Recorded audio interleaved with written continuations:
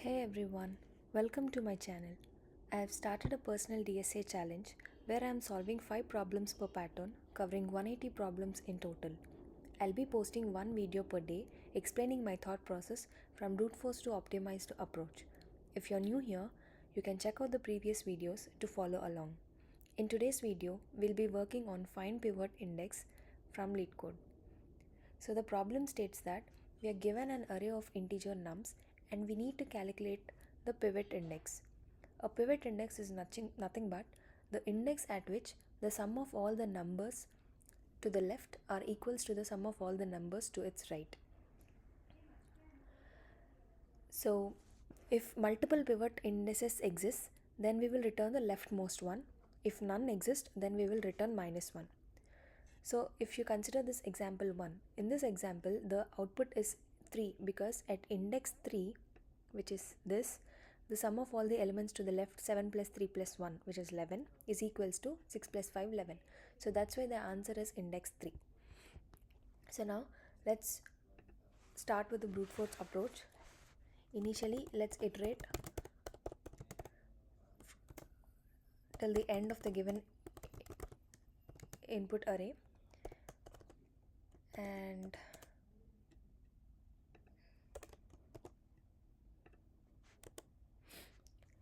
let's take two variables left sum and right sum, and whenever they are equal, then we can return the index. Let's make them 0 initially, and now first we'll calculate the left sum. So for left sum, the index I starts from 0 and till the left of the current index I and I plus let's say this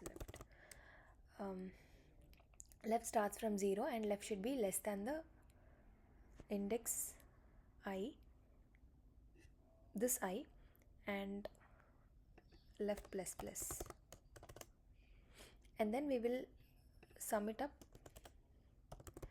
to the left sum variable with the current element. Now to find the right sum, so the right starts from the right of current index, so current index plus 1, and right will be less than nums dot length and right plus plus. Here we will add it up to the right sum variable, nums of right.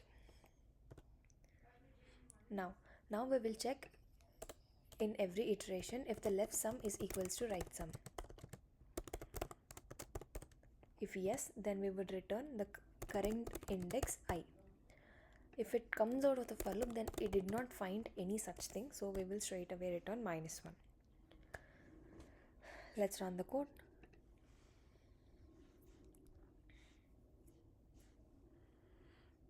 Oh, okay. Okay, it is accepted. So the advantages are, this is very easy to understand. We are simply calculating the left sum, we are simply calculating the right sum, and we are checking if they are equal. If yes, we are returning the current index. If not, it will come out of the for loop and will return -1. But the disadvantages are, we are recomputing the sum repeatedly, so this code is inefficient for larger input arrays. So the time complexity for this would be O of n square, because for each index we calculate the left sum and right sum, and the space complexity would be O of 1, because we did not use any extra space other than these small variables. Now let's optimize this. So instead of recomputing the sums, we can use a single pass with prefix logic. So now we will compute the total sum of the array and we will maintain the running left sum. And then at each index we will calculate the right sum, which is total minus left sum minus the current index. Then if the left sum is equals to right sum, then it is meant that we found the pivot. So let's take a variable total, initially 0, and let's calculate the sum of all the numbers in the given input array. Total plus equals to num.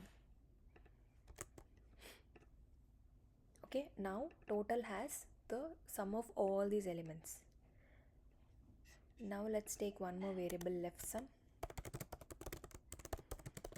initially 0, and at each index let's calculate the right sum and check if they are equal. So I starts from 0 till the end, I plus plus, and let's calculate the right sum, which is nothing but total sum minus left sum minus current element. Initially, if you remember, we did not sum up this value 6, but we have just added up 6 plus 5, which is 11, and 7 plus 3 plus 1, which is 11. So we are subtracting this value also from the total sum. So this is right sum. Now we will check if left sum is equals to right sum. If yes, then we will return the current index.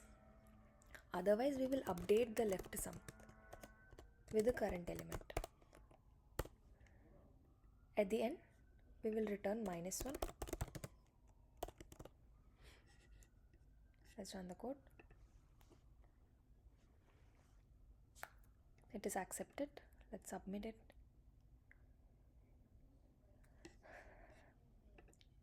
Okay, it is working. So the time complexity for this is O of n plus O of n, which is O of 2n, which is O of n.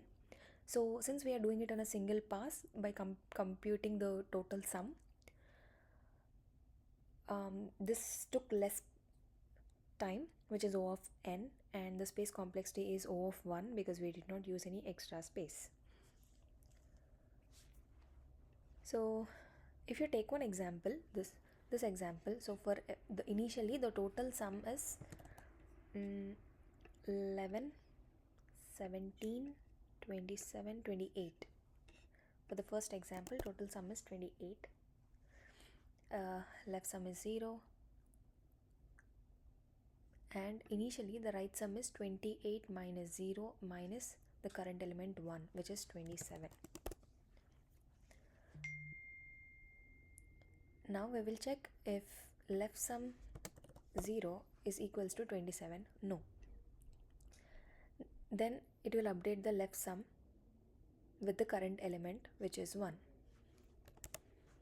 And then in the second iteration at 7, the right sum is total 28 minus 1, 27 minus 7, 20.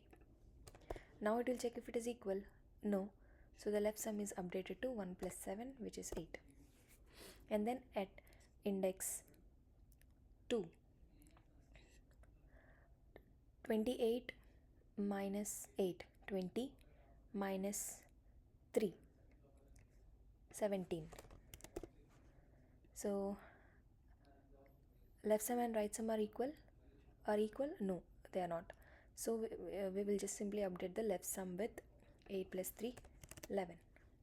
Now at this index, total is 28. 28 minus left sum is 11. So it's 17 minus the current element 6. 17 minus 6 is 11. Now it will check, is left sum equals to right sum? Yes, it is equal. So we will directly return I. I is nothing but the index of this, which is 0, 1, 2, 3. So the pivot index is 3. So that is it for today's problem, and I'll see you in the next one.